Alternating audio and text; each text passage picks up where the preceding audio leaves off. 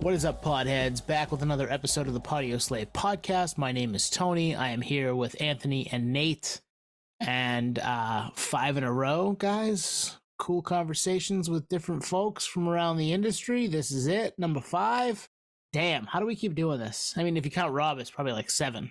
But holy shit. Anthony, Nate, how you doing?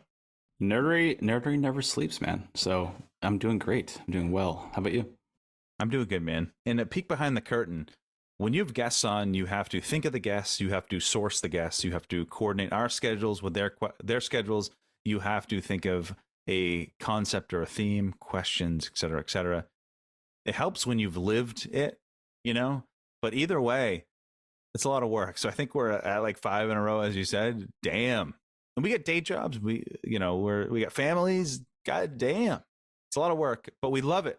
We choose to do this without getting paid. So we do, yeah. Well, we get a couple bucks a month. We appreciate everybody who does give us that. But you're right. It's a lot of work, but it's also stuff that we'd probably be texting back and forth to each other anyway. Instead, we get to have people like Chris Wrenn on to talk about it with them. So pretty wild to be able to do that again tonight with another person that, you know, we've had on our list of people we wanted to talk to probably from the jump of the podcast, especially for you, Twan. I mean, you've lived the Bridge 9 days the whole time, so pretty cool stuff. I'm an alumni of the Bridge 9 board. We've lived the releases from what? I think the first release I ever heard from Bridge 9 was Outbreak's You Make Us Sick, which may come into play here later in the episode, but we've been hooked ever since. Yeah, Chris founded the label in 95. I mean, we're talking 28 years ago. You might know him from the Sully's brand tees, Sully's brand, Yankees Suck t-shirts. I can't relate to that term. But they Tony, do. But they suck. Yankees do suck. And we don't get into the history of the label, but a lot of those early Bridge 9 releases were funded by Sully's tees. It was him hawking t-shirts outside of Fenway, outside of Lansdowne. Like, Chris is a guy that has put in the work.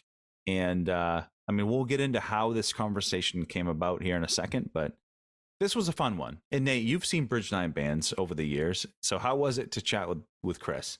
This is a phenomenal conversation for multiple reasons. But the brick by brick work ethic, stick to your guns storyline that he provided to us is unparalleled. I mean, it gives us hope. It makes you realize that if you really believe in something, that you can make a go of it. And between the t-shirts and the records, and now his brick and mortar store going against the grain from what we all thought was, a dying art, he proved us all wrong and proved the world wrong, and continues to make it happen, and works with some of the biggest bands in the scene and discovers bands before they're big and everything in between. So phenomenal conversation. Really cool guy. Yeah, we're going to get into some of our favorite Bridge 9 records over the years here with Chris Wrenn. Let's go. All right, we are here with the mayor of Boston Hardcore, the only person on this Zoom call right now that's ever jumped off the balcony during a Hatebreed music video shoot, the guy that's pissed off more Yankees fans, myself included, than David Ortiz, and the guy responsible for half of my record collection, which is right behind me, the one, the only Chris Wrenn. That was a solid intro. How was that? Was that good? Awesome. Yeah, 4 stars, man. Thank you. Was it all accurate? I think so. We've definitely pissed off a lot of Yankees fans and put out a lot of records, over 300, which is wild. So I'm wearing a Celtics hat, so you're in good company. And Nate's a Celtics and Red Sox fan too, so we're good there. Just Anthony, that's the Yankee fan for family reasons, right? I mean, I'm the weirdo that lives up in Maine that jocks the Yankees, so figure that out. Yeah, it happens. So Chris, we've been in the same room. I could go through my list of shows probably 200 times over the last 20 years. We've never met until a couple months ago.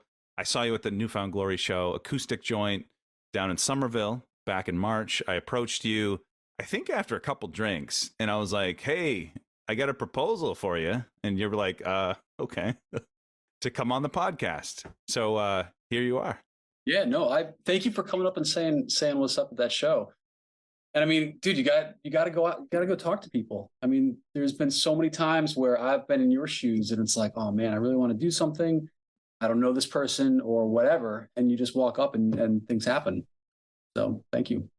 And that's the thing. You never know how someone's going to react if they're just saying yes to say yes in the moment. But we had a cool conversation talking about Newfound Glory, talking about the label, talking about music. So I think this is a natural progression to that. And the idea that I pitched to you was, hey, we love the catalog. It runs deep. Let's pick 5. We're not even going to tell you what records they are. Pick 5 records that we love from the catalog and just talk about them, how it all came together, the time frame, the impact, what we love about them. And so that's what we're going to do. Cool. So, all right. So the first one we're jumping in because it's fitting, Chris, is Newfound Glory, Tip of the Iceberg EP, which was paired with International Superheroes of Hardcore, Taking It Over. So we'll start with a little backdrop. So we love NFG. They had the Coming Home release on, I think it was like Geffen before that, which was a departure record for them. They come back, swing over the fences with this EP, which for both fans of NFG and your label, it was like, did not see this coming, but it worked. So first question, how'd this all come about? You know the guys? Like, what were those initial conversations like? Yeah, so it started out as a chance meeting in Australia, of all places. So I was on tour with Champion in 2004, and Right on. I forget what city we were in, but Newfound Glory was starting their own tour in Australia the next day, and whatever. So we were all in the same city. They saw that there was an American hardcore band playing down the street, and they just came out to the show, which was, I mean, cool. I mean, they could have done whatever, but they wanted to come out and they said hello to everyone in the band. We connected, talked music a little bit, and stayed in touch. You know, I mean, this is one of those things where I had never met any of those guys. You know, we had mutual friends, had like crossover, but had never met. And they just said, what's up at a show?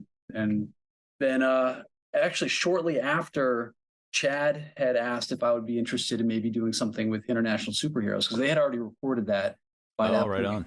I think they had done that, you know, kind of like piggybacked that on another recording session. And I think at the time, so this was probably 2005, I felt like putting out kind of a joke hardcore band was not the move for me, because I think I was just too serious. And I didn't want, I mean, I think Good Clean Fun, I think had I was going to say Good Clean Fun. Yeah.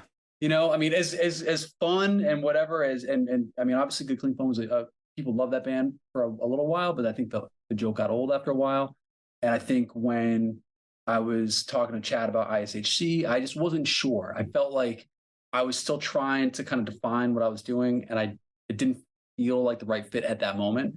Fast forward like 2 years, they didn't do anything with it. It was kind of like sitting on the back burner, and Chad was tapped to produce the H2O Nothing to Prove album. So That's this right. was 2007. So it was like 2 years later. And so we're talking again. And at that time, he asked, you know, would you be into doing a Newfound Glory 7-inch, but with some cover songs, you know, that they were going to do. And I was like, yeah, I mean, I would definitely be down to do that. But what are the chances of doing a couple original songs too? Like make it more than just like Hell yeah. a 2 or 3 song 7-inch. And basically it turned into like a 20 song, you know, or whatever. Like it was cover songs, original songs, and then the ISHE album all together as one. So, and then that came out in 2008. I remember buying the CD, and it was one of those slim double albums that you had to, you know, kind of roll the jewel case back, you know, versus like the Notorious B.I.G. Ready to Die, like thick album. Yeah. So you had been approached about it earlier, so obviously you knew it existed. What was kind of the switch that changed your mind? You're like, all right, let's do this. This is exciting. You know, I think we had put out another 40 records by that point. I was starting to mix it up a little bit more. I had introduced, you know, some more melodic bands, whether it was H2O or Crime and Stereo or Ambitions, kind of around that same time. And it just seemed like at that moment it was something that, you know, could work. You know, when I had 50 records out, I felt like, you know, I don't know. I felt like I was kind of staying in my lane. And when you do a label, you know, you kind of like, you have your niche, and then you keep doing it, and then you want to kind of build off that. You just kind of, you don't want to do the same thing all over and over and over again. So after a while, you start to get interested in doing other stuff. And I think that's when that happened. So when you guys were, I guess, coming together to work on this, was there some really kind of collective conversations on the sound, like how we want this to sound together, or did they have their minds already kind of made up and they kind of ran with it? So we didn't weigh in on what it was going to sound like at all. That's completely up to them, but I think they knew that they were bringing something to a hardcore label, and whether or not they wanted to play a little faster, a little harder, kind of lean into what our catalog kind of sounded like. Maybe that influenced them, but it was all them. And they definitely did. Like, I remember the Dig My Own Grave video with like the baseball bats and stuff, and there's some breakdowns in there, and they had breakdowns, right? I mean, and then I think they took the momentum from this EP to Not Without a Fight, which I think was on Epitaph. That had some heavier elements, like even heavier than some of the Catalyst stuff and the Sticks and Stones, like the well-known Understatement breakdown. So it's interesting. Like, if this EP didn't happen, what would Not Without a Fight even sound like? And what would the trajectory of Bridge 9 have been? That record coming out brought so many new kids into what we were doing that summer, because that came out in the summer of 2008, and it was just when we had H2O's new album came out in April, New Found Glory came out in May, and then that summer it was Have Heart's song "Scream at the Sun," Verse, Aggression, Ceremony, Still Nothing Moves You. I mean, it was, and we had Cruel Hand and Energy as well. Like, we had a lot going on. But when kids came to buy that New Found Glory record, it's not like they came, bought it, and pieced back out. They stayed. So like our mail order sales went from existing around here, like kind of like this kind of lower level, like kind of average level down here, and just skyrocketed with New Found Glory. And every month after that stayed that high. So it was crazy. It was awesome. A huge opportunity for us to reach a lot of new people. A lot of people have said to me in the years since, like, that was a gateway for them, to kind of like learn about all the other bands that we were working with. So they came and they stayed. That's cool. And probably not something that you expected to happen. Maybe not to that level. Maybe you thought, all right, cool, some people will come through the door because of this, and then we'll have, some of them will stay, because that's what happens. You end up hearing something you like, and then, let's dig in a little more here. I mean, we do that stuff all the time with different bands, different genres, but for it to stay that way like that, that's pretty wild. Yeah. Timing wise too, I don't think it could have happened at a better time. If it happened, call it 10 years earlier, it may not have had the same effect. So timing's everything, right? So yeah, and we still got a fair amount of flack from people that that kind of were gatekeeping and thought, like, why are you putting out a pop punk record or a pop punk band? I mean, these were people in New Found Glory. All the guys in that band were hardcore fans. I mean, they were repping hardcore bands, even on their major label releases, whether it was promoting Bane, obviously Chad's involvement with Shai Hulud. These are people episode, Chad's Cribs episode. Youth of Today 7-inch and all that shit. Girl Biscuits 12-inch, I mean, they've always loved hardcore, and so it was a natural, progression to work with us. And I mean, even since, look, they just did stuff with Triple B recently. They've given back more than pretty much any band that hits that level that I've seen. So it's very cool of them.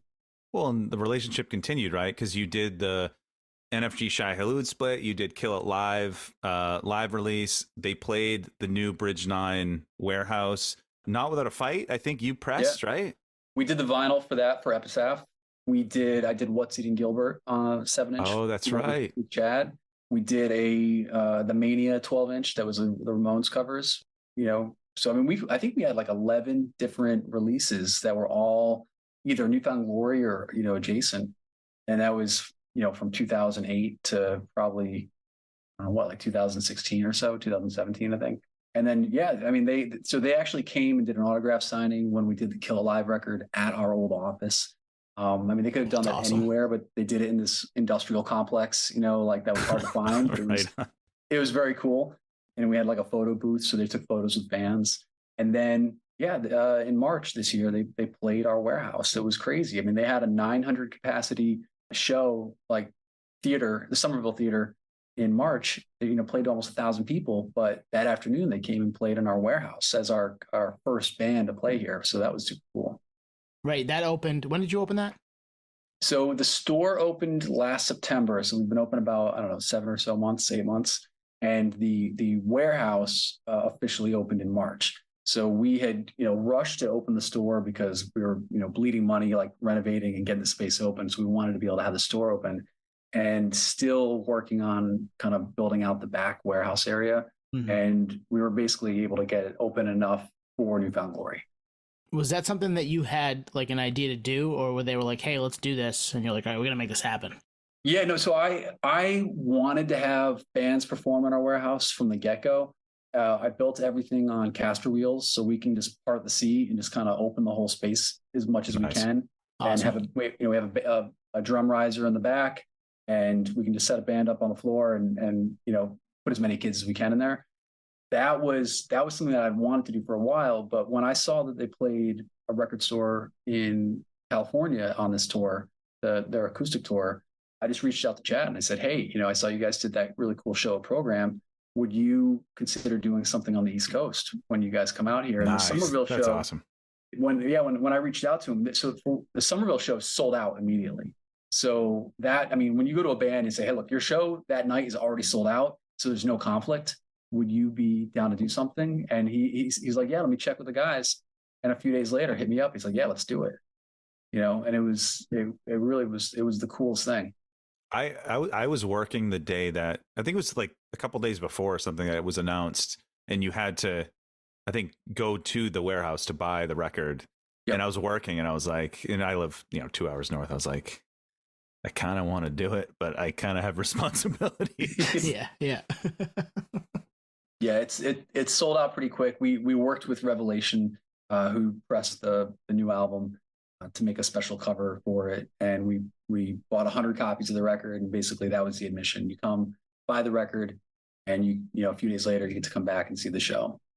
I think the coolest part about this whole concept, because I was actually going to bring up programs, Surf and Skate or Skate and Sound, is like that flipped the whole like Live Nation formula on its head, and then the other way around, record label, call it Epic Records. What you flipped that on its head. Like there's no formula. You guys just kind of like paved your own way, and I can see this replicating, long form. Yeah, and the hope is, we're not a venue, but I would like to be able to, if I could put a band in the warehouse that doesn't that's too big to play a warehouse, but would be willing to do it, maybe once a month, I would be stoked. So we actually have one lined up for June, and another one lined up for July, and another potential one for August, for September, actually, that are all kind of the same thing, where they're like, and New Found Glory is a tough act to follow, but bands that probably wouldn't be in a warehouse at this point, but are down to do it. That's cool, because routing wise, like for a tour, I think you have to be spaced out radius wise, and like 7 months have to go by before you can like book a show in the same, geographic or whatever. But this is basically, it's considered like an in-store, right? It is, yeah, and nice. It's also. It is something that we usually we won't really announce it, right? So like with New Found Glory, it was like 6 days before the show, we announced it, sold it out within 2 or 3 days, again, because people had to come and do it and buy the record. And then they came back on the following Thursday. So that's probably a similar thing where we tried to have Terror come and do it last month, but the show that they were supporting, the tour they were on, we just fell short of selling out. So it's one of those things where, in that case, the kind of the radius clause would kick in. But if the show sells out, then, it's more the merrier. All right. We love NFG. We could talk NFG all goddamn day. Like I have every release they've put out since It's All About the Girls EP back here. So let's move it on. Frank Turner, cool. Alumni of the podcast, Beverly 7-inch, which came out last year, which was part of, your efforts to, get the brick and mortar label warehouse and everything going, the brick and mortar store. And the backstory is pretty cool. We read up on it, and you'll have to actually, why don't you give the backstory? Yeah. So Frank Turner is he's an artist that I've been a fan of, I don't know, probably since 2007, 2008, maybe. I think probably around that time. And I tried to sign him in 2009 because really? You heard it first. Yeah. MTV News. Polar Bear Club was on tour with him, and they were both on support slots in England. And so I think we were either in Frank Turner's van or he was in Polar Bear Club's van. I can't remember, but I was basically we were just talking about Sick of It All and nerding out about music, and we just asked if he'd be down to do a record on Bridge 9, because I know he has his label in England, but like, we'd be down to license it and do something in North America or in the US. And we talked about it for a little bit after that, but of course he had a really incredible opportunity with Epitaph. So there was no hurt feelings over that, but I was just always a huge fan. I mean, and a lot of bands, like when you're a label and, sometimes it's hard, if something doesn't work out, but man, every time he came to Boston, I would go. And in 2009, that summer, I think it was a few months after I had talked to him in England, he was playing Fitchburg, in Massachusetts, and was supporting the Offspring. And our friend Matt Pike, who's a booking agent and lived in Beverly at the time, offered to pick him up and drive him back to his place, Frank and a couple of people that were going to stay at the Pike's house that night. So when he picked him up, he asked Frank if he would be down to maybe do another set, but like play for his friends, right? So Matt hit me up. Basically, everyone from the Bridge 9 camp, from the Death Wish camp, 3 of the guys from Converge. There's probably about 20 of us and like our, significant others at Pike's house when Frank showed up with Matt, just waiting. In fact, there was a kid, this guy Chris, that I've become friends with since, that just randomly answered an ad on Twitter, basically. Like, I don't know if it was Frank or somebody was like, "Hey, if you want to see Frank Turner and Beverly, come to this address." Wow. And he was the only one that showed up. And it's Imagine doing that today. Imagine putting that out there today. It's funny because his girlfriend at the time, I think his wife, was like, "You're gonna die. Like, you're just gonna show up at somebody's house." And he did. Times have changed. He has lifelong friends because of it. Like, he showed up. Frank was down to perform. I don't remember how many songs he did, maybe 8 or so, but it was the most intimate of experiences. It was basically in Pike's backyard. I think it was like a garage that they had converted into kind of like a hangout space, and he performed in front of everybody. And I had brought a digital video camera with me just to try and not even to like do it. I mean, I filmed parts of his set, but not everything. And in hindsight, I was bummed because like I was turning it off in between, during songs. And I think we had the 4 that we pressed were like the 4 songs that I fully had from start to finish. So, all those, I think I had 2 tapes from that show. They just ended up in a shoebox or in a file cabinet for, 12 years, I think. And it's, one of those things as a label, and as the person that kind of has, you kind of create an archive and you hold on to things. I've never had to really throw a lot of things out. I've kept so many things from over the years, thankfully. And so stuff like that, it just gets shoved away until you have to do something like move and then go through everything and get organized. And when I was trying to figure out how to handle moving, because it was sudden, it was also during the beginning of COVID, and everything business-wise was kind of upside down a little bit. So I came up with the idea of doing what I called the Raid the Archive mystery box.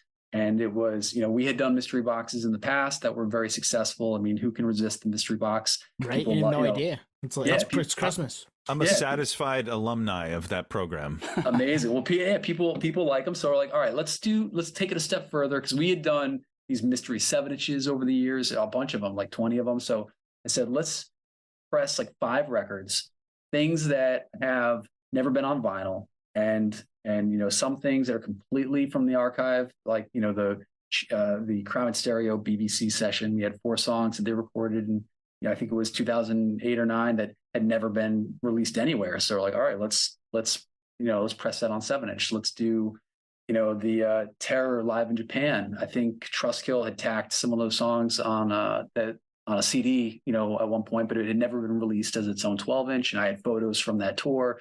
It's like, let's make something cool out of it and celebrate it as its own separate thing.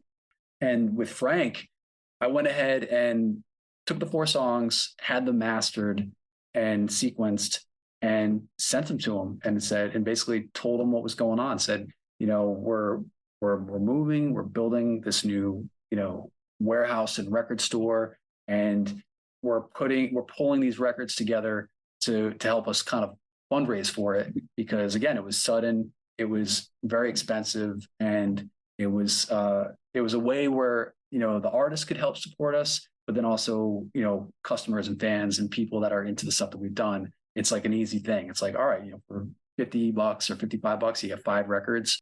And my feeling was these are going to resonate with people that are into that like 2003 to 2009 period. Frank was kind of the outlier because, he had never been on the label, and it was, a little bit of a different kind of sound than the rest of the records that were in the package. But that was probably my favorite one, because first off, he was like, yeah, sure, let's, go for it.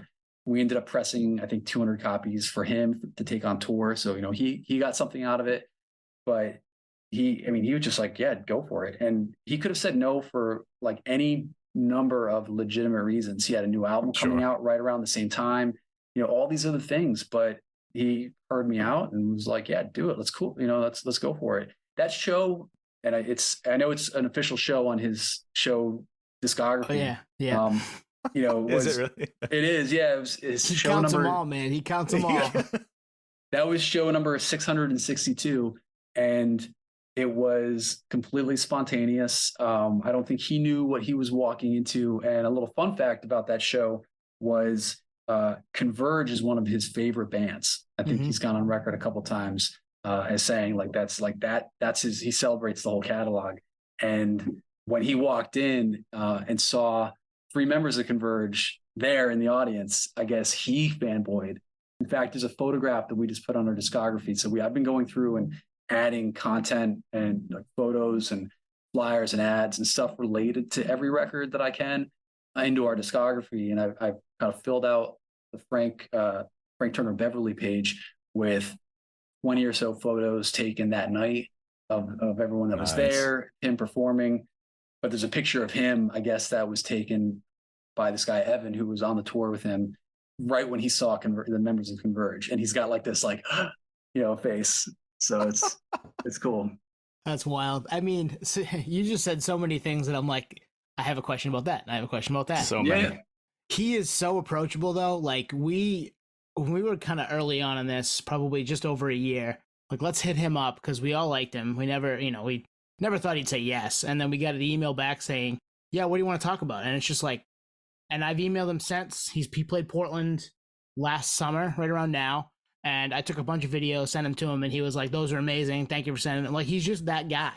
Yeah. So I'm not surprised he said yes to playing in the backyard. And then I can totally see him getting excited about seeing members of a band that he loves. Because that's exactly what I would do. I'd be like, holy shit, you guys are here. Like, yeah, all right, I guess I'm playing a show for you. That's wild. I'm sure he's played lots of random intimate shows in his time. That one though was special. It was really special for me. It was special for really all the people that were there.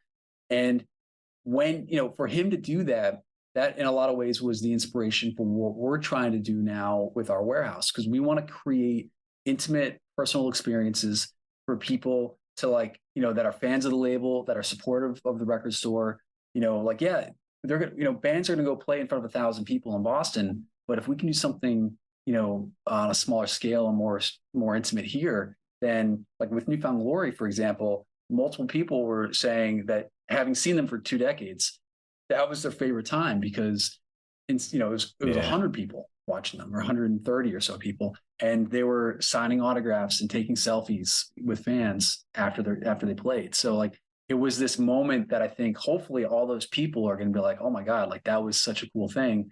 And the roots of that were with Frank taking the time to do that in the backyard in Beverly. And then for the rest of that record, so the cover of the 7-inch is a painting of Matt Pike's house. So that's the house that he played at. Oh, that's cool. And my dad actually painted it. Awesome. My dad's wow, that's amazing. Paints landscapes and buildings and old barns and these landscape paintings. And I was like, this isn't my first chance to do something with my dad involved, who he had never, he's been very supportive of what I do with Bridge 9, but had never really had a direct connection to it outside of me. So that was kind of a cool opportunity. That's awesome. And I mean, to make that, the whole thing is like bits and pieces have to happen correctly for it to even exist, and they all Yeah. did. And so, like, what you have the camcorder, you're like, I'm just going to record some of this. And Yeah, I think for whatever reason, at that time, I probably recorded a bunch of random shit. You know, I was with Sully's, I'd be filming things down at Fenway Park, you know, like around the stadium, or I'd be at a show and film random things, and so I've got all these random tapes. And that one, I had exported the files onto my computer back then. So I had these, I had the tapes, but I also had these, high resolution files, and was able to, we're lucky to do it. I mean, something could have happened to the files. They could have, a hard drive could have died. The tapes could have been bad. Frank could have, again, for any number of reasons, could have said, no, I like the idea, but I got too many things going on. But, for whatever number of reasons, it came together and we were able to put it out there. You just gave us the ultimate excuse to continue to collect literally everything, which we've been doing for we do. 30 years now. And my wife does not appreciate it. Yeah. But that, and ask everybody, hey, you want to talk? Yeah. Yeah.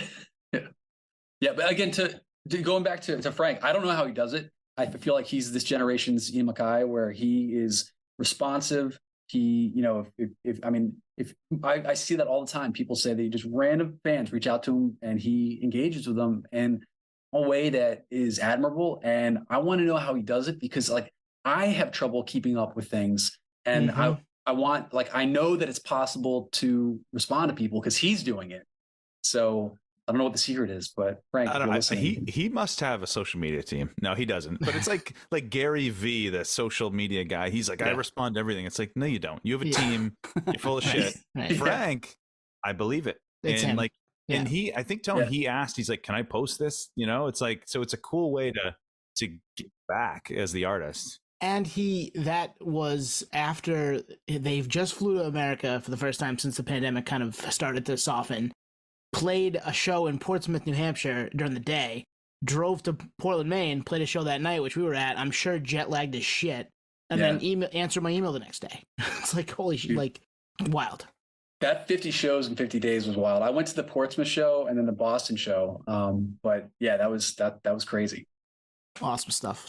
Yeah. We could talk Frank all night too. All right, Twan, give us the next one. All right, Chris, this one, I might like break out in a sweat because I'm such a fanboy. And I've been on record saying this, I am the world's biggest Crime in Stereo fan. Certified. Yep. So we're talking Is Dead, 2007. So we'll give a little backdrop. They were on Nitro before that with the Troubled Stateside.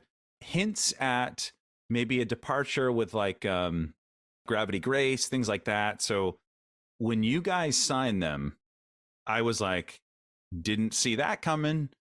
Maybe it's a throwback to the Explosives record that was on. What was that on? I can't remember.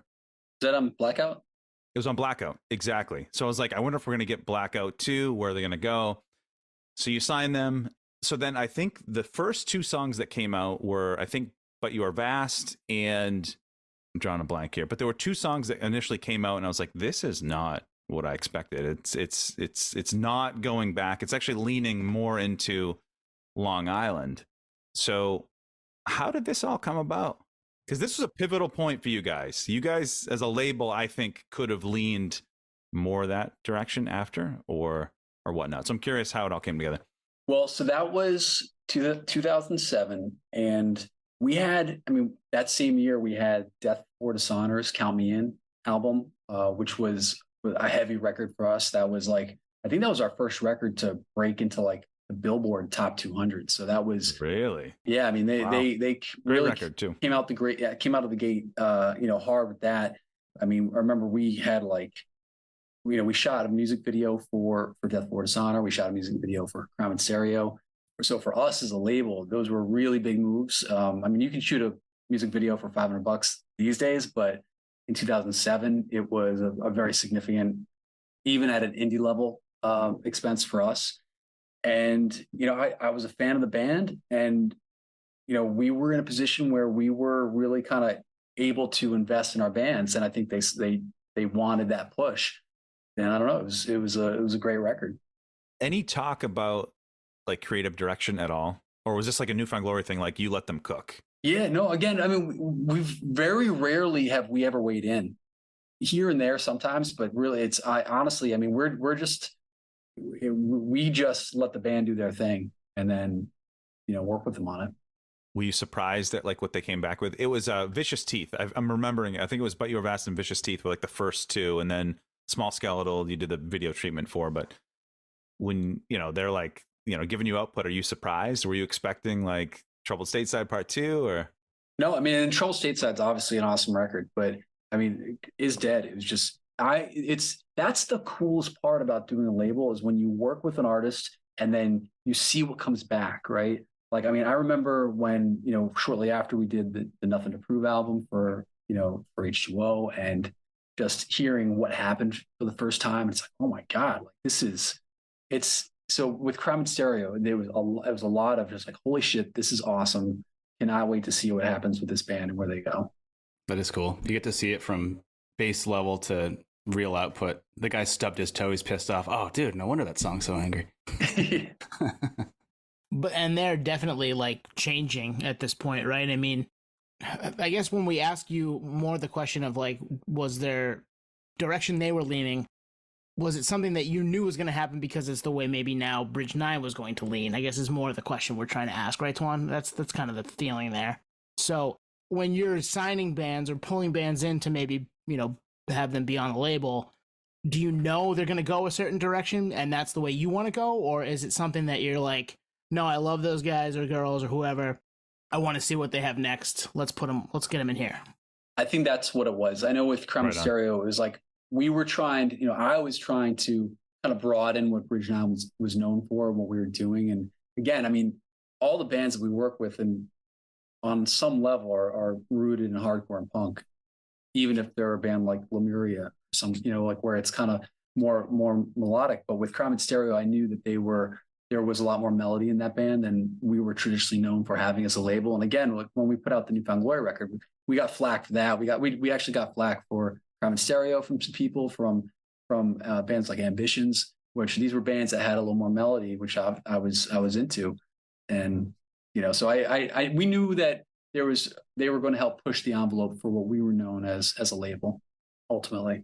Yeah. Cause as like a B9 fanboy and Crime and Stereo fanboy in this era, like this was a pivotal time because at that point, when you make the leap from Death Before Dishonor to Crime and Stereo, that same leap in that same direction gets you Citizen and Turnover and that crowd. So it could have gone that way. Was there a temptation to go that way? Not necessarily. And, it's interesting because as a label, as you continue to grow and move, I mean, certainly doors open and as you go through them, the direction where the label goes can change quite considerably. For Bridge 9, I never really had a business plan, I guess, if you will, for like how I wanted the label to sound. But I did want to keep things rooted in hardcore and punk, I believe, until I had put out 100 records. And I've still remained pretty true to that. But I know that I wanted to be able to say, like, look, I put out 100 independently released hardcore punk records. Like, I can do whatever the fuck I want at this point. Right. If you don't like that, you go put out 100 records. Who's in that territory? I mean, Discord's in that territory, but who else? That put out over 100 records? Yeah. I mean, Revelation, yeah. Yeah, I mean, like the ones that I looked at, like whether it was like Revelation. But they switched it up, late 90s. For sure. And that's a lot of those, that's the window that allowed Bridge 9 to become Bridge 9. So we had in 2000, when American Nightmare was, started working, when I put out the first record, they should have been on Equal Vision. They ultimately were, but like they went to Equal Vision and they respectfully said, no, and they were able to do something with me. A lot of the labels that I looked to for hardcore in the 90s, by 2000, I think had just reached that natural point and I've reached too, where it's like, all right, I want to kind of mix things up a little bit. And it allowed Bridge 9 to just step in and sign all these great bands at this moment that, again, a year or two earlier would have gone in a bunch of different directions. but we were Yeah. able to kind of keep them all in one place. So yeah. So again, talking about momentum and opportunities opening and presenting themselves, that's really what allowed Bridge 9 to grow really quickly. I love that because like if you have a business plan from the jump, I think you're boxed in, and I think you know with Energy and Polar Bear Club, you continued to explore and expand, and again, it's all in the same family. Like I think you kept the ethos all the way through, took some chances, and I loved all of it. Awesome. No, thank you. Yeah, I mean, there's certainly artists that were even more commercial or, have had greater opportunities that we either missed that boat or never considered them. But I mean, I have no complaints about, what we've put out. All right, we're going to keep things rolling here. This is a special one, I think, not only for us, but like for everyone from the 2000s. Have Heart, The Things We Carry, August 2006. Backdrop. I lived in Massachusetts from 03 to 07. I went to Stonehill in northeastern Brockton area.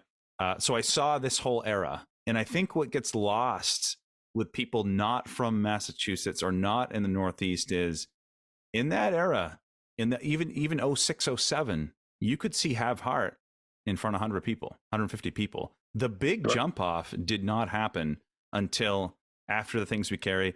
And the bulk of it, and you can probably attest to this, was after they broke up, after the Club Lido show. But this was a special record, their debut full length. How did you, like, obviously they were Massachusetts born and bred. Like, what drew you to Have Heart from the jump? So, funny story about Have Heart. I started the label as a teenager, right? And by the time I put out Have Heart's record, I had been doing the label, I think, for 11 years. So I was pushing 30. I was not the guy in the van anymore. When you start a label, when you're, there's a lot of people that start labels, in high school and college. And like when you start a label at that age, you're the person in the van. You're the one that's at every show, and you're fully within the mix. But after a decade, you're in a relationship. People start having kids. You're not just doing the label part-time anymore. Now it's like a full-time job, or you have a full-time job and you're doing a label. So it's hard to always be out there. So I went from going to every show, like 3-4 days a week sometimes, to once every 2 weeks, a couple times a month, so I wasn't the guy that was always in there. I was still putting out a lot of records and I was still very much in the mix in that respect, but I wasn't always out at everything. And Have Heart, I have gone on record as saying that I almost missed that one, surprisingly, because they were doing cool stuff, but like we had a lot of stuff going on at the time. And I had a guy that was working for me doing mail order, and he had told me, he's like, hey, you should check out this band Have Heart. They're really good. And I might've even seen them at one point, but it didn't, no conversations were had at that point. And then he came back to me. I was like, hey man, he's like, I left the demo at your desk. Like, make sure you listen to that. It's like, it's really good. You should check them out. And I did. And so, immediately I was like, dude, we need to work with this band. But it wasn't from the jump. I mean, it took a minute for me to even like sit down and have it, absorb it, I guess. But I was very lucky. I mean, that record is incredible. That band is incredible. If there's 5 bands that we've worked with, that have written lyrics that have resonated with the most people and like during their darkest times, that's Pat and Have Heart. So that was an incredible album to work on. I mean, again, we didn't know how big it was going to be. I think we only pressed 1,000 copies, the first record, the first pressing of it. So, but it was a band that once that record came out, it just didn't stop. You kind of answered my question, but I was going to say, did you think that they would get as big as they got? Because, I mean, I know of them through Anthony from years ago, but he lived it in the moment. I heard about him after the fact. I listened to him, a little bit today more to kind of get ready for this, but I was like, I can see why this went the way it did. But were you aware that it would get like that? Because it got pretty fucking big. Yeah, honestly, I think when we pressed it, we just thought it was a great record, but we didn't think that it was going to be as, it's you don't always know until it's out there. So yeah, that was one that we, just took off running, and I was excited to be a part of it. Yeah, I was going to say that must be hard to gauge, and especially with the tangible product, like represses are always in demand. Do you feel like you have to bow down to that, or do you just kind of, it is what it is, it's out there, if you got it, you're lucky? Or do you feel like you have to eventually circle back? I mean, we definitely try to keep stuff in press, but it's expensive to press a record, and if you have to press 10 of them, it's prohibitive, so we have times where you have to make that choice of, do I press a new record or do I repress an old record? I remember I read an interview with Ian Mackay, and talking about Discord and how they had those same issues early on, where you only have this finite amount of resources as a label to work with at any one time.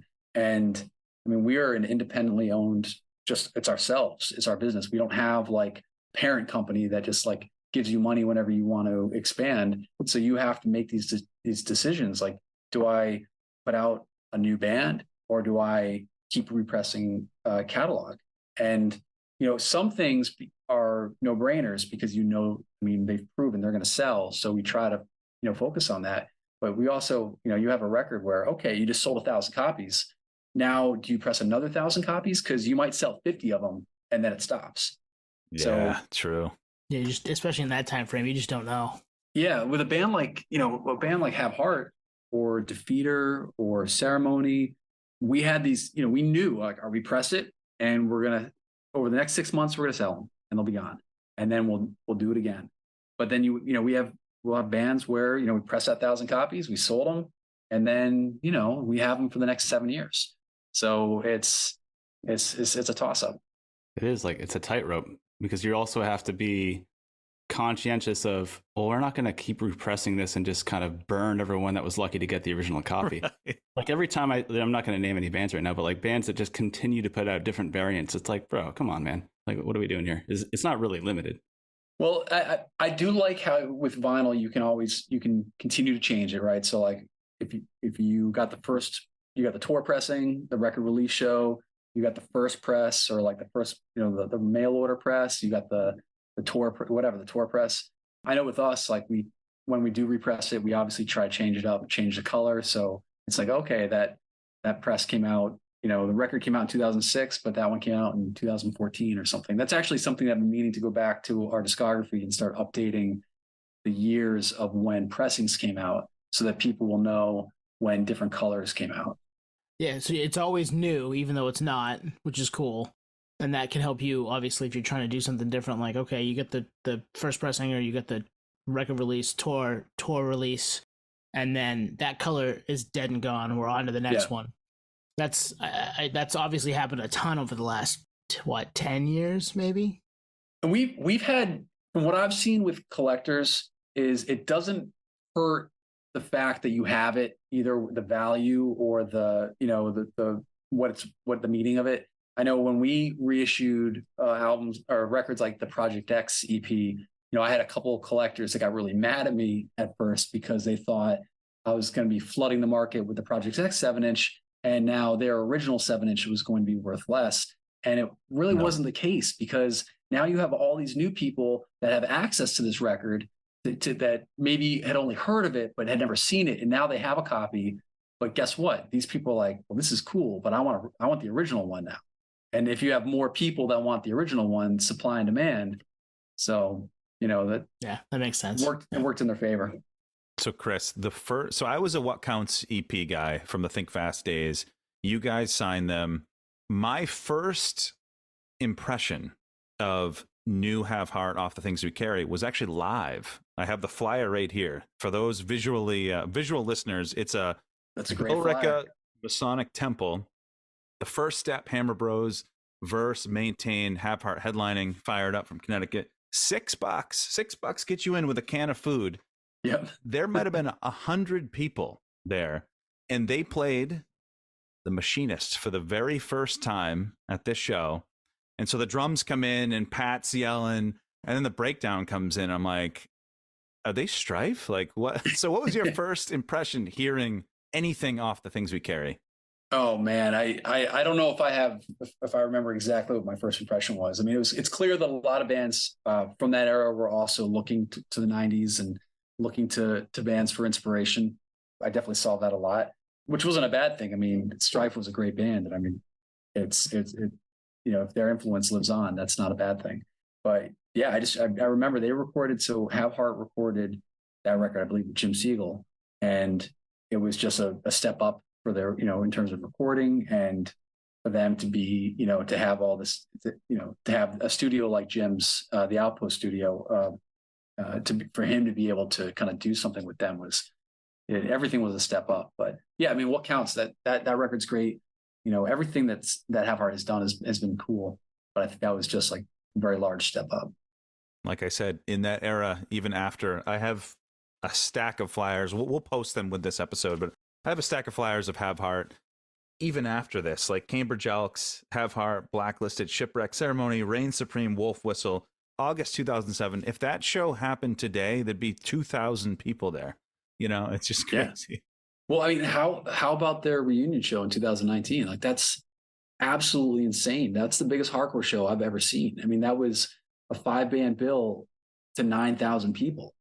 I went day one. I had a wedding to go to day two, the outdoor one. So I was at the indoor one. And even that was surprising. Like, there were scalpers galore online for the first day.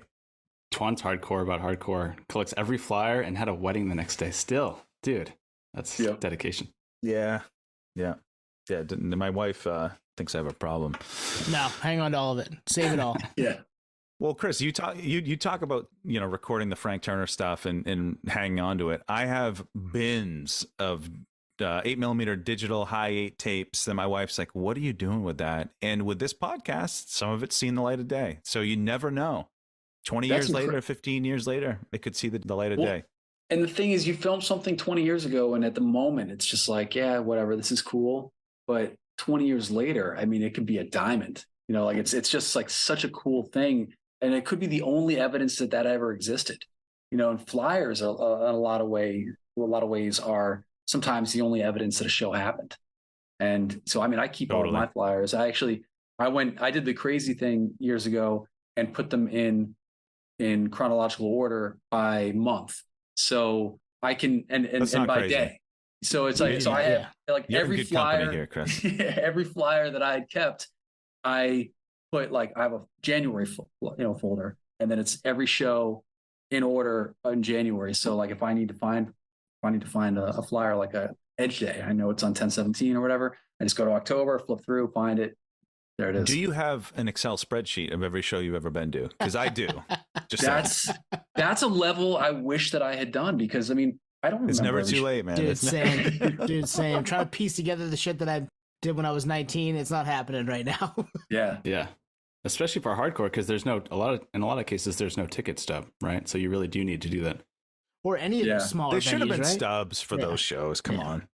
That's why you keep the flyer. I mean, and again, so like on our discography, I've been going through and adding flyers from shows and to this discography, and I don't always know what year these shows were, but if you have the day of the week, you can go online and Google it and say, okay, this happened in 1998, and then put it in order. I know that's the thing. People post old show flyers on Instagram, but they never have the year. And I'm like, is this a reunion that why didn't that happen? There are TikTok accounts devoted to people finding like what game was happening in the background of some TV show. Right. This feels like something like that. We could pull that off. With the knowledge in this room, I'm sure we could pull that off. All right, we get one more, and we probably said it on this episode, but we're all from Maine.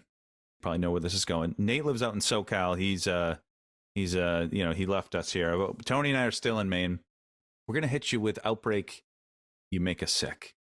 Nice. And actually, this era, I think, was my personal exposure to Bridge 9. Like, that was, and it's funny, like, if you talk to people from Maine, even during when Outbreak was making their hay, like Posse Numbers 04, go look at that video on YouTube. Like, that's all you need to know about Outbreak in this era.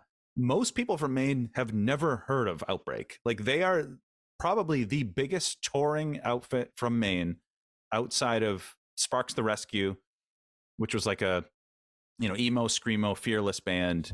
We had Rustic Overtones, which was, whole different genre, but they didn't break out, no pun intended, break out like this. But Outbreak, in that moment, if you lived it in those rooms, was special. So how did you find out about them? Like, do you remember?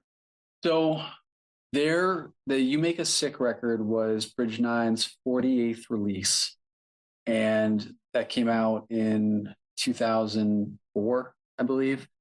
I was going up to Portland for shows. I mean, I from the 90s into the early 2000s, I would go up. I mean, American Nightmare's first show was in Portland, and that was in February of 2000. So I was up there a bunch. Everyone in that band was pretty active. I can't remember which conversation or where it started. And I'm actually, again, going through my files and trying to recreate how records happened so that, for example, in our discography, I have Bridge Nine's third release. I've included all the letters to and from the vocalist of the band before the record came out. So I have all the letters he sent me, I have. And he had the letters that I sent him. And this record came out in 1998. And so I scanned them all and I've put them in chronological order. I think I'm missing a couple, but I have them in order. There's like 10 of them. And it's like, hey, the first letter was, hey, my name's Mark from this band Proclamation. I grabbed one of your flyers at a show. I wanted to send you my demo. And then I have a letter to him saying, hey, your demo's really cool, but I'm not really looking to do anything right now because I just put out a record and I have no money. And then he writes back, oh, that's cool. Totally understand. And it was like over the course of over a year, we're like writing. I was going to say a year's gone by. Yeah, it's easily a year. I think we started writing to each other in October of 96. And then the record came out in early 98. So it was like a year and a half from him sending his demo to me putting the record out, but like kind of going back and forth. And so like I'm trying to recreate that. I can't remember offhand exactly how things played out with Outbreak. I just remember that, that band was just like undeniable. It just was, I don't know. I just remember seeing them and being like, holy shit, like this band's, obviously they're cool and they're fierce. So let's just do something. So that was, Bridge Nine's 48th release. When you said you were coming up to Portland, what venues were these at? Was it the Asylum or was it?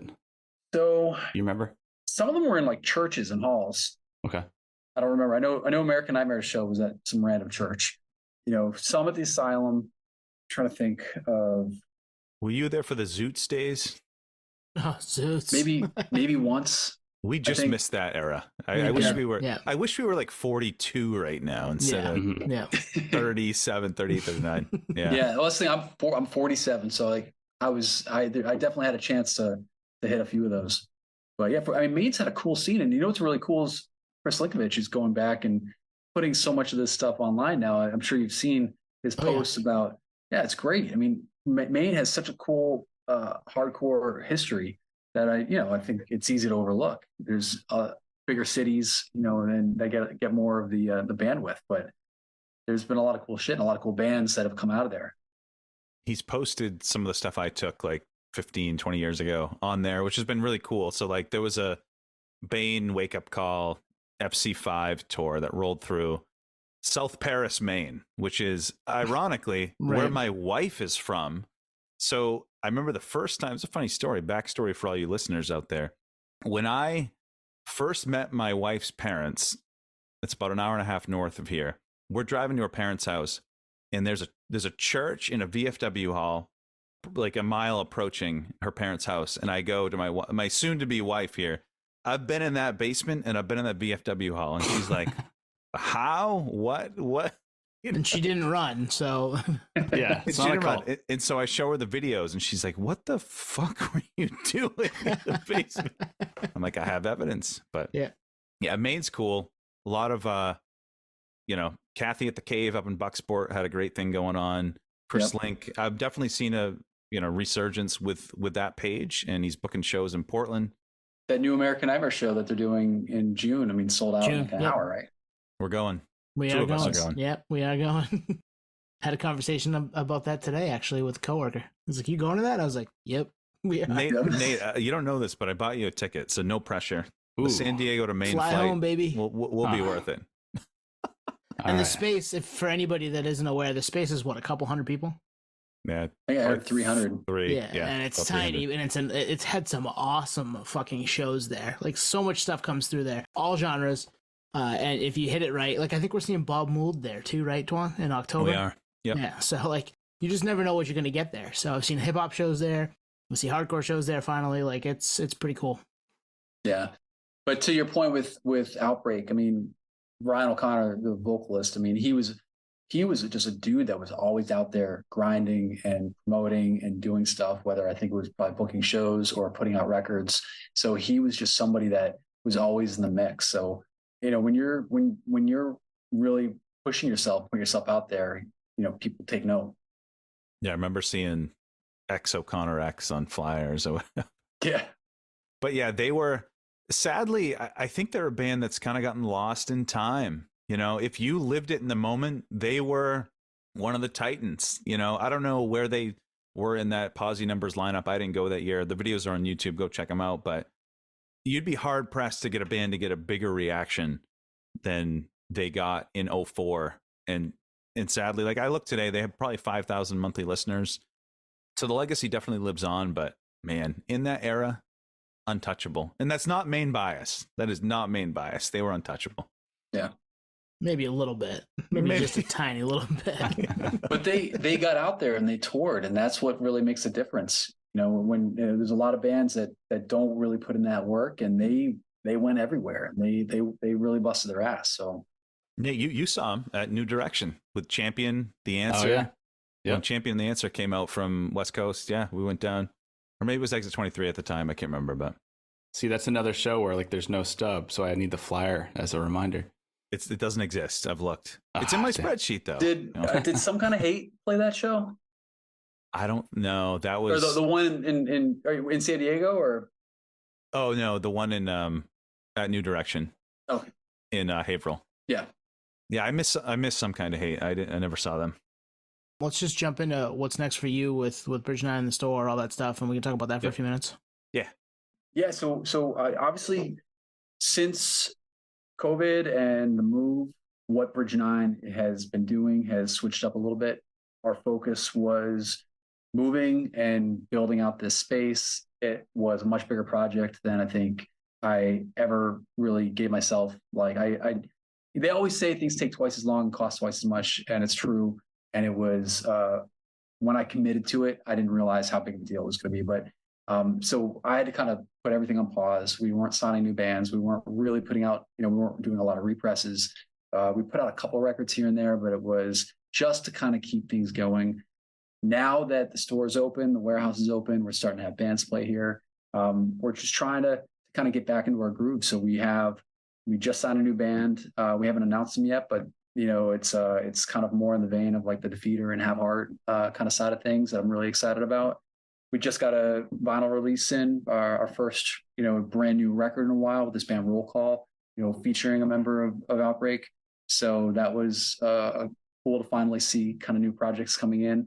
I don't think we will be the Bridge 9 of 10 or 15 years ago where we have 20 new records coming out every year. I think that pace is unsustainable.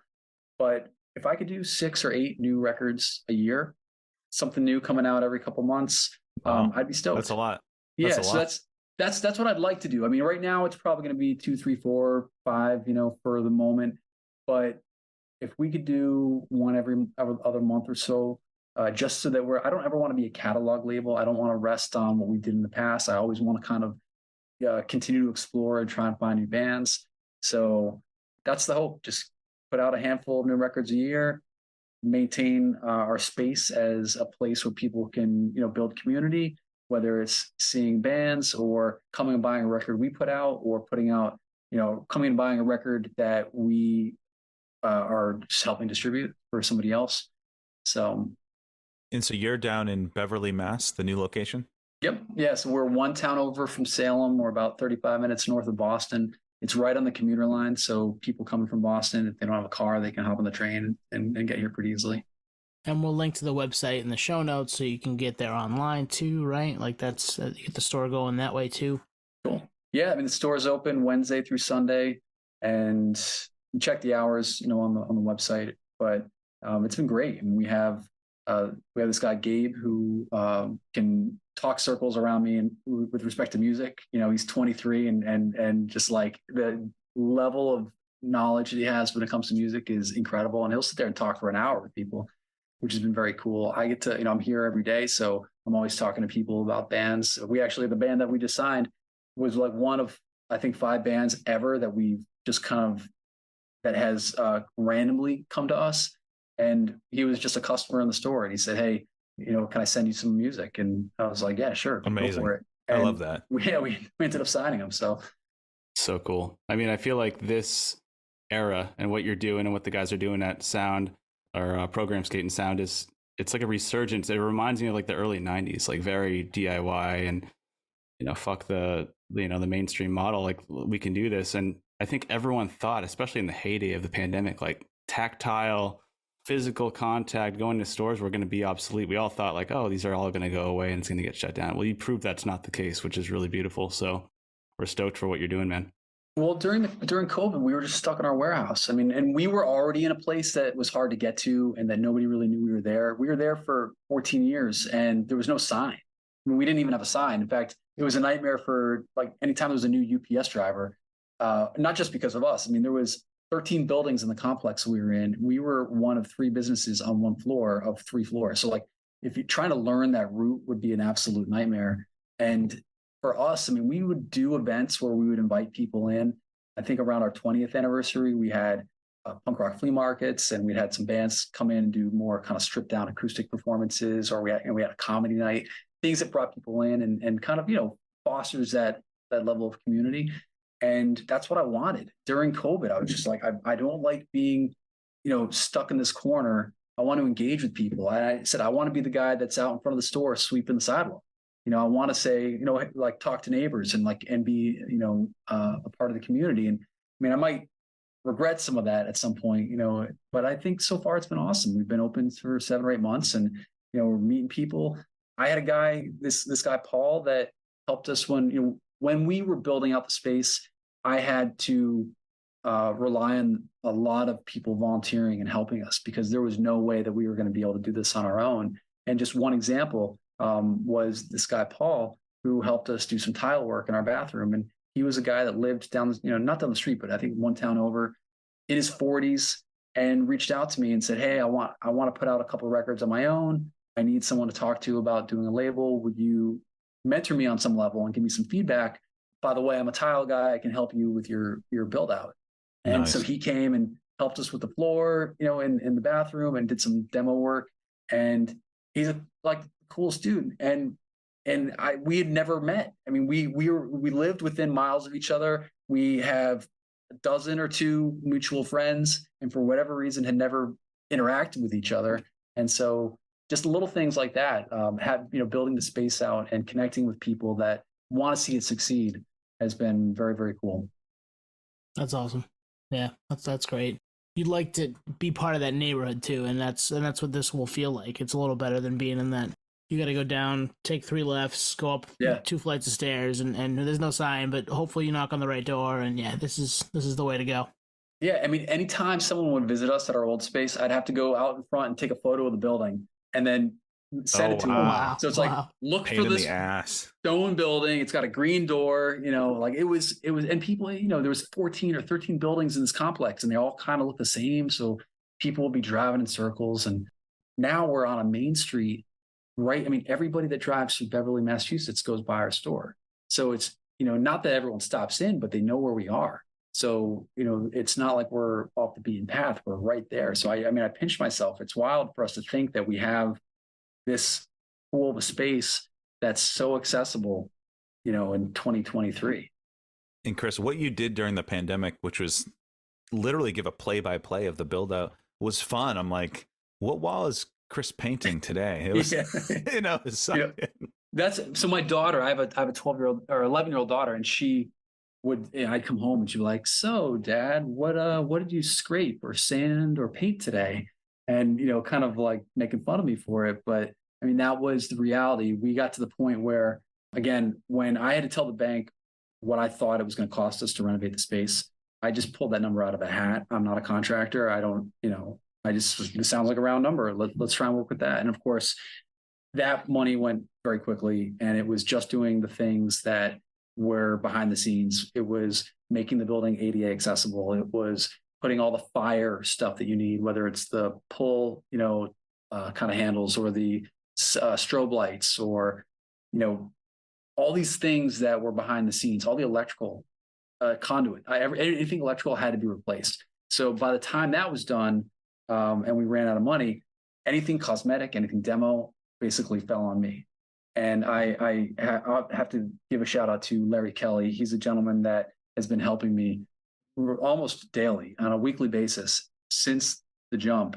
When you commit to something like this, I mean, he could see it in my face, and I didn't know him that well. We had met each other and had a lot of mutual friends, but this is somebody that had come up in the Boston hardcore scene, 2 generations before and it was just an amazing carpenter and lived down the street and heard about this space and just wanted to see it. And then I think he saw me before we opened, or right after we had gotten the keys, and was just like, "Oh, Jesus, you need help." And has been with me ever since, kind of helping guide things and making sure that it's done in a way that is affordable, but also nicer than I could do on my own. And so Larry Kelly, I will, so in my last days, be shouting out, that dude. But yeah, basically I had to learn how to do a lot of this stuff because, that's the only way we could make it work was by coming in at night at 9 o'clock after I put my daughter to bed, come back here and paint for the next 4 hours and do it again and then again and then again. And so that's what let us make this happen. It's that sweat equity. You can't fake that. And it has to be rooted in passion. And, clearly you're a blueprint for that. So Chris, we're going to get you out of here. We appreciate all this conversation. I mean, these are questions we've had some of these records date back almost 20 years, and we've had, we've enjoyed the records, we've lived them, and to have some of the backstory has been very fulfilling. So I hope the listeners really enjoy this. Well, thank you for coming up and saying hello at the New Found Glory show. Thank you for supporting, my efforts and the records and the bands that I've worked with over the years. Obviously, I mean, I'm not doing this in a vacuum. I need people to be into what we're doing. So thank you. Yeah. Thanks for having me on here. Hell yeah, dude. When's that band show? I don't know, but we're going night 1. So I'm thinking maybe we go a little early and drive down on the way in. That's June 17th, right? June 17th. Yep. Cool. There you go. Beverly, Mass. We might make a little pit stop. Yes. I think it's going to be I think it's going to be a really busy weekend. A lot of people have been like, "Hey, I'm going to be in the Boston area. We're going to come up to check out Bridge 9." So, I'll be here. I mean, we're going to have a lot of stuff going on that weekend. So I'm psyched. I love that they're like casually like, "Oh, well, Modern Life is War couldn't do it. Here's Killing Time." I'm like, all right. I'm 37 and I've never had a chance to see them. So I'm in. Nice. I'm excited. And yeah, I mean, you might see us pop in and say hello for a minute. Well, yeah, please, if you're in the area, please come by and say hello. Hell yeah. Thanks, Chris. No problem. Thank you, guys. Thank you for listening to Podio Slave. We are at Podio Slave on Twitter, Instagram, TikTok, all of the places that you can find us on social media. Facebook, Podio Slave Podcast. YouTube, Podio Slave Podcast there. Email us at podioslavepodcast@gmail.com. And hey, if you want to become a supporter, click on the link at the bottom of the episode and give us $1, give us $5. It keeps the lights on, keeps us going. We really appreciate that stuff. Thank you.